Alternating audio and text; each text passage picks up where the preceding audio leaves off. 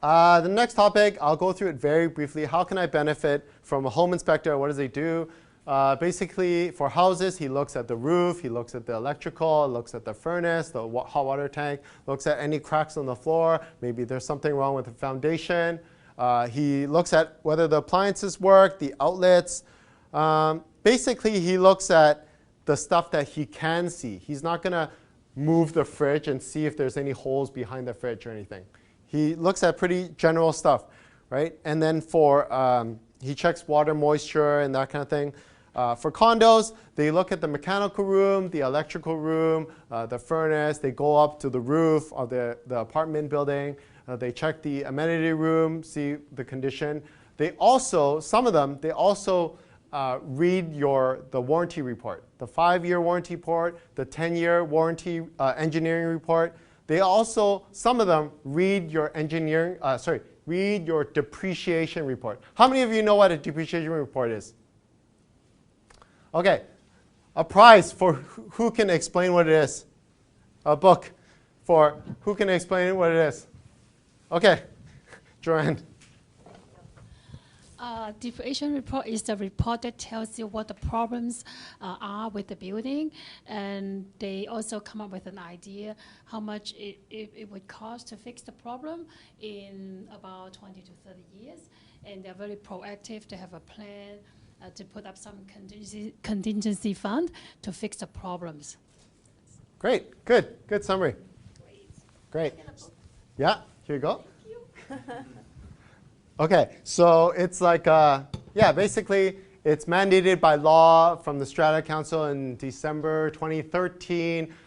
Every Strata Council complex needs to hire an engineering company. It costs like $15,000. The engineering company comes to the complex and they look at the structure, they look at your finances, and they predict. So you have 20 years left on your roof, 20 years left on your building envelope, 5 years left on your windows. Do you, based on your strata fees and your savings account, contingency reserve fund, do you have enough money to pay for that in 10 years' time, 15 years' time? If you don't, let me suggest special levy, increase the strata fee, something like that. So that's a depreciation report. Some strata councils vote to not do it. So even though it's mandated by law, the Strata Council can say, no, we're a brand new building, we don't need it. So they don't want to spend the 15 grand, they vote, they don't do it. So that's what they do. So what I'm talking about, some home inspectors will actually read your depreciation report. It's like 100 pages, and they'll give you their assessment. So there's 3 always that I always talk about. Unless you're an experienced contractor, I would recommend always to get a home inspection. That's my opinion. I'm a realtor. I bought my place in Richmond, and I hired a home inspector. I read the depreciation report.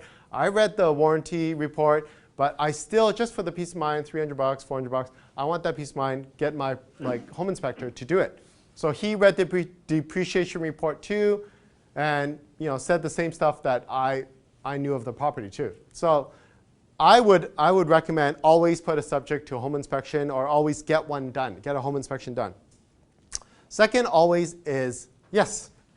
So what are we talking about now? The always, we're talking about the 3 always for home inspections. Okay, so how many?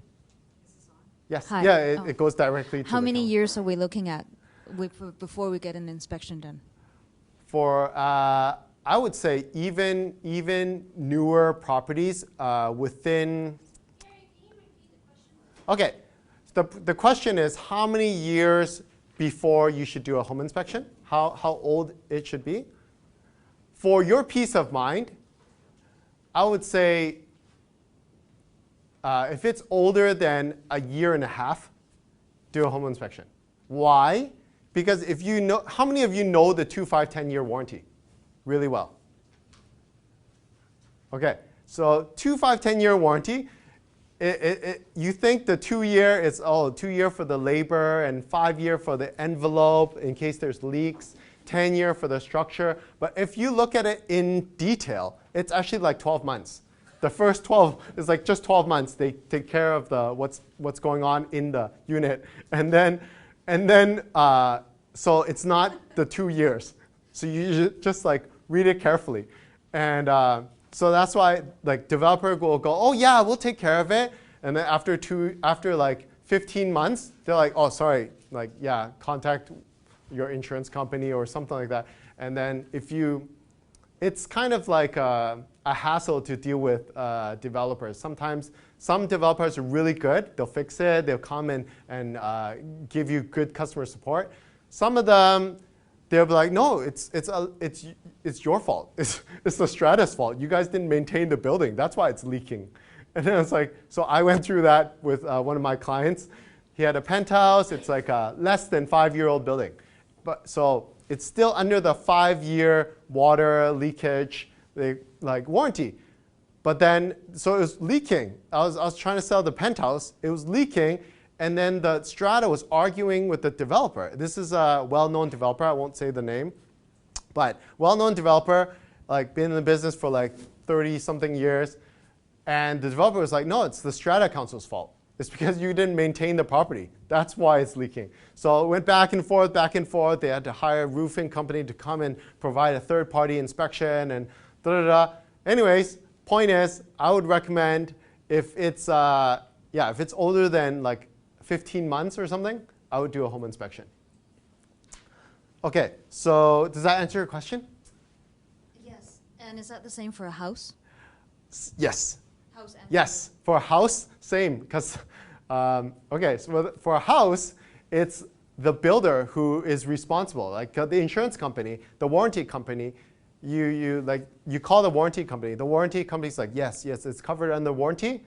Let me call the builder. So they call the builder, and then the builder will, hopefully they're reputable and responsible, and they'll go and try to fix it. If not, they will just run away. And so, because nowadays a lot of, not to scare you, but there are builders out there who just like,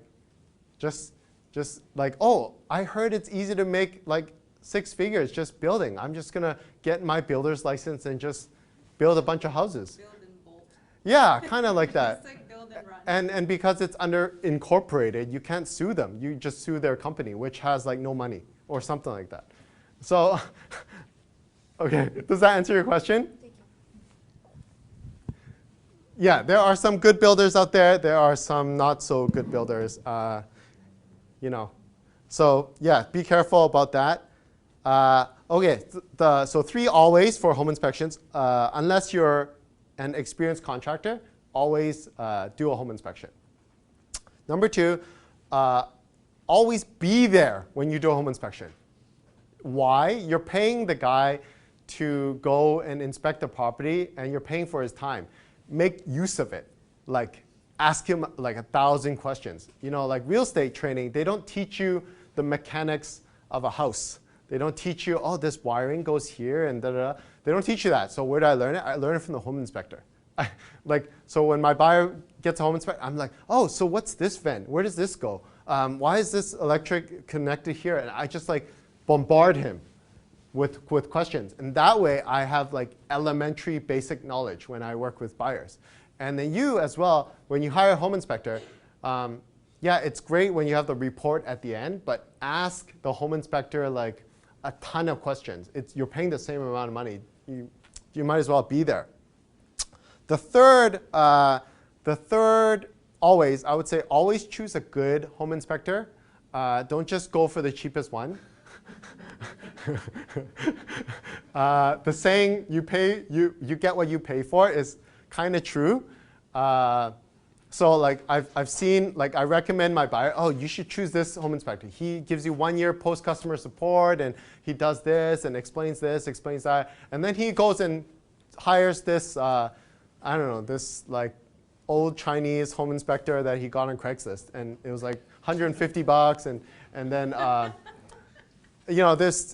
he's okay. He's like jotting down stuff, taking some pictures, and the apartment, luckily the apartment was in decent standard, decent shape, but you can kind of sense the professionalism and yeah, you get what you pay for. So yes, I would spend the extra $150, $200 and get someone reputable. Someone who has been in the contracting industry for a long time and that kind of thing. Last for home inspectors. Home inspectors, you know that they can do the home inspection, but they cannot provide appraisals. They cannot tell you if it's a good buy or not. Those are things that you should keep in mind when you have a home inspector. They can't tell you about that.